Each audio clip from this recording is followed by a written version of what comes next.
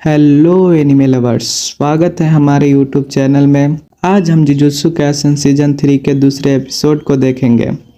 पिछले एपिसोड में हमने देखा था कि यूता ने यूजी को मार दिया है। वहीं दूसरी तरफ नायोया अपनी घातक रफ्तार से चोजो की हड्डियां तोड़ रहा था। चोजो को उसकी तकनीक समझ नहीं आ रही, लेकिन इतनी मार खाने के बाद भी वो खड़ा हो जाता है। नायोया हैरान होकर पूछता है, आखिर तुम किस मिट्टी के बने हो? चोजो का जवाब सीधा था, मैं 10 भाइयों का बड़ा भाई हूँ। अब चोजो अपने आंखों को फ्लोइंग रेड स्केल से सशक्त करता है ताकि वो नायोया के सुपर स्पीड को ट्रैक कर सके। नायोया फिर हमला करता है, लेकिन इस बार चोजो उसे लगभग पकड़ ही लेता है। तभी नायोया चालाकी से चोजो के पेट में चाकू घोंप देता है। नायोया तंज कसते हुए कहता है, ब्लड मैनिपुलेशन वाले खून को रोक लेते हैं, देखते हैं तुम इसे कितनी देर रोक पाते हो। आगे कहता है कि उसे हथियार पसंद नहीं। तोजी को गाली देने वाले अपने बड़े भाई को उससे नफरत है।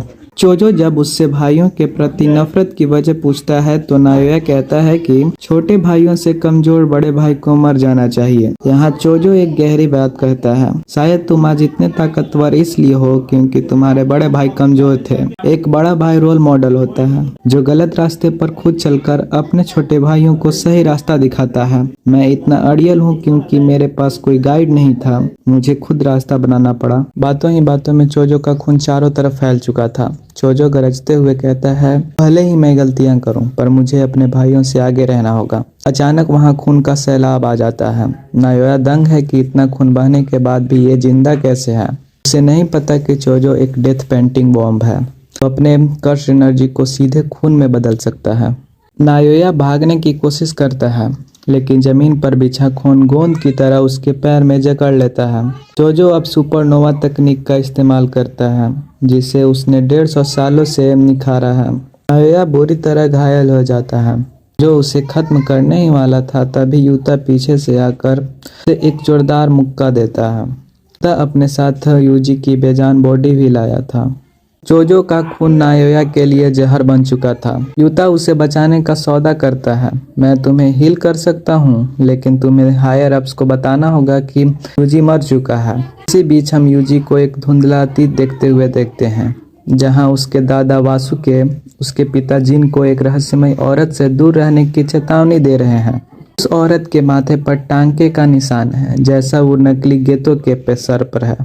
यूजी की आंख खुलती है और सामने यूता बैठा होता है। यूजी बहुत कंफ्यूज होता है कि वो जिंदा है या फिर मर चुका है। यूता समझाता है कि वो जिंदा है। यूता खुलासा करता है कि गोजो सेंसे ने उससे यूजी को हिफाजत करने को कहा था। यूता ऐसा इसलिए करता है क्योंकि हायर अप्स ने उससे शपथ दिलवाया था कि तुम यूजी को जरूर मारोगे। उसने बस यूजी को मारने का नाटक किया ताकि हायर अप्स को यकीन हो जाए कि उसने यूजी को मार दिया है।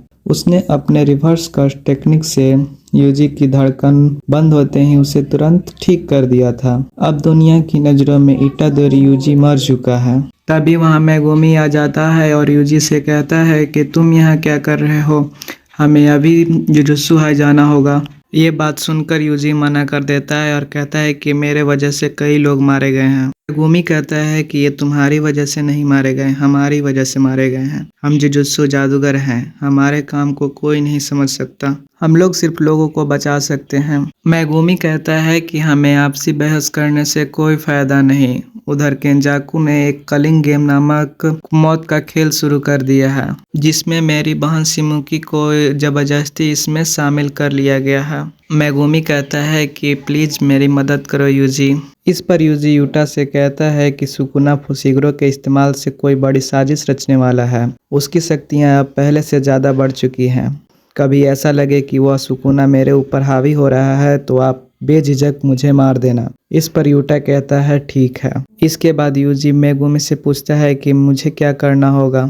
मेगुमी कहता है कि सबसे पहले हमें जुजुत्सु हाई जाना होगा, वहां पर हमें मास्टर टेंजेंट से मिलना होगा, वही हमारे सारे सवालों के जवाब देंगे। इसके बाद यूजी पूछता है कि नोबारा का क्या हुआ। मेगुमी का चेहरा लटकता हुआ देखकर यूजी समझ जाता है कि वो अब नहीं रही। इसके बाद सभी लोग जुजुत्सु हाई चले जाते हैं। वहां पहुंचने के बाद माकी ने पूछा कि टेंगेन के कवच का हल निकला कि नहीं। जैसे ही मेगुमी बोलने वाला था वैसे ही चोजो बोल पड़ता है। कहता है कि वो कमरा वही है ना जहाँ पर सारे हथियार रखे जाते हैं, वहाँ पर मेरे भाइयों की अवशेष रखे गए हैं, जिसके कारण मैं उन्हें ट्रैक कर सकता हूँ कि वो कहाँ है। सुकुमो तारीफ करते हुए कहती है कि पर तुम हो कौन। इस पर यूजी बोलता है कि अभी के लिए मान लो कि ये मेरा सबसे बड़ा भाई है। ये बात सुनकर चोजो बहुत खुश हो जाता है और सभी लोग टेंगन के रूम में चले जाते हैं। रास्ते में उन्हें खून के धब्बे मिलते हैं। इस पर सुमुकी कहती है कि ये खून के धब्बे 12 साल पुराने हैं। ऐसा कह सकते हो कि ये सब की शुरुआत वहीं से हुई। जब ये लोग उनके रूम में एंटर करते हैं तो वहाँ कोई नहीं दिखता। इस पर सुमुकी बोलती है कि मास्टर टेंगन इस दुनिया से कभी कभी संपर्क करते हैं, जब उनका मर्जी हो तभी उनसे मिल सकते हैं। ये सभी लोग जाने ही वाले थे, तभी मास्टर टेंगन की आवाज़ सुनाई दी। इसके बाद ये एपिसोड खत्म हो जाता है। अगर आपको ये एपिसोड अच्छा लगा तो लाइक एंड सब्सक्राइब करना ना भूलें। मिलते हैं अगले एपिसोड में।